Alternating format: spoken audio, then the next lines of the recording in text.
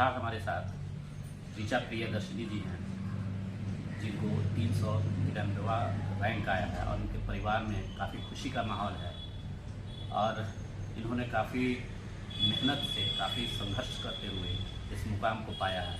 हम इन्हीं से जानने का प्रयास करते हैं कि आखिर इनके सामने कौन कौन सी चुनौतियाँ थी और किस तरह से उन्होंने इस सफलता को, इस मुकाम को अर्जित किया।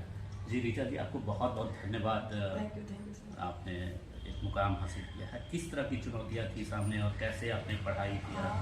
सर, मैं बताना चाहूँगी कि जब आप तैयारी करते हैं तो बहुत सारी चुनौतियाँ आपके सामने आती हैं, जिसमें प्रीलिम्स से लेके मेंस से लेके इंटरव्यू तक 3 स्टेज का एग्ज़ाम होता है।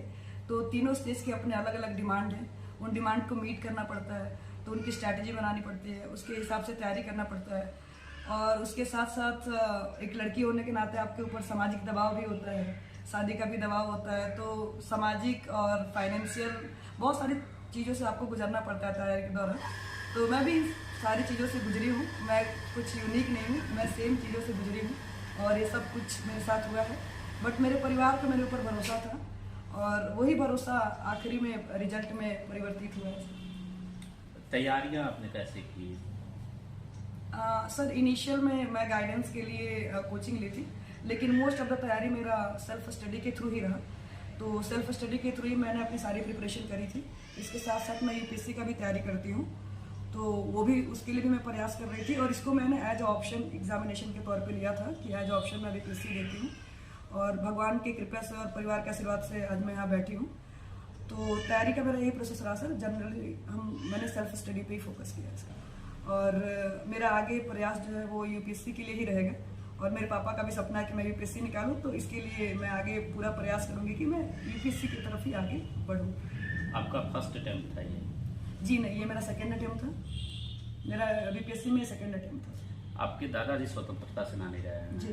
तो माहौल किस तरह का रहा घर का, पढ़ाई का? जी बिल्कुल।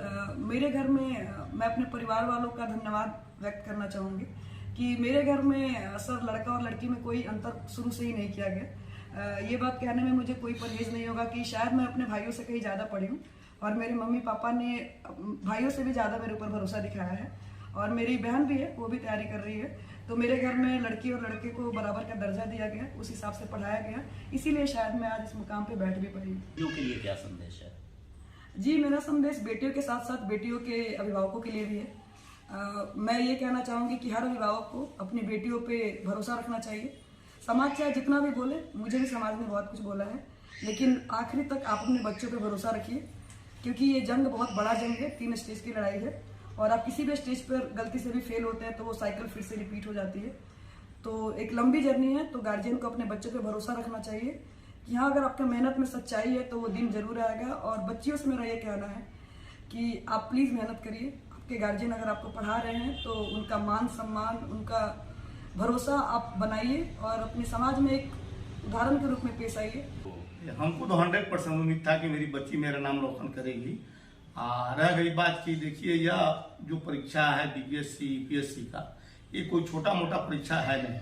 इसमें सबसे बड़ी बात है अपने बच्चे पर भरोसा करना चाहिए और संयम रखना चाहिए, धैर्य करना चाहिए। धैर्य ही आपको सफलता दिलाएगी।